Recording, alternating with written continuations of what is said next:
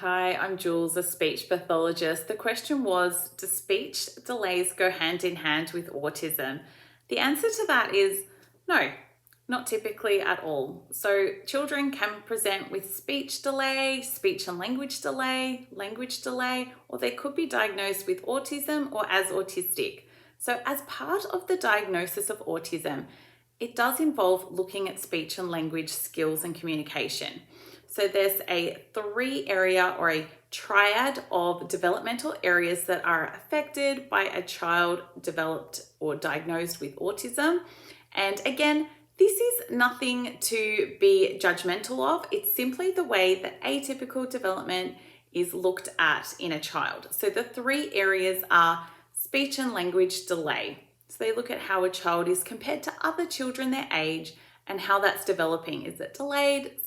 Is it accelerated? Is it different or atypical in any way? The other area to look at is the social use of language. So this is something called pragmatics.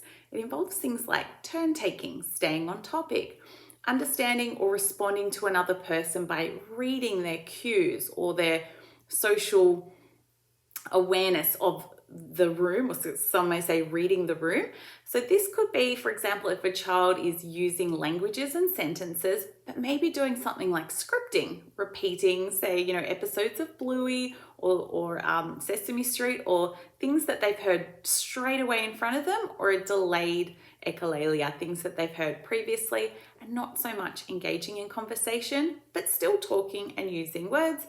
And the third one is restricted or repetitive movements through play. So it could be really focusing on one schema of play. A typical one can be lining up objects over and over again for many hours that a child is observable to do, or really showing different play. So really restricted play with how they play or with only one object.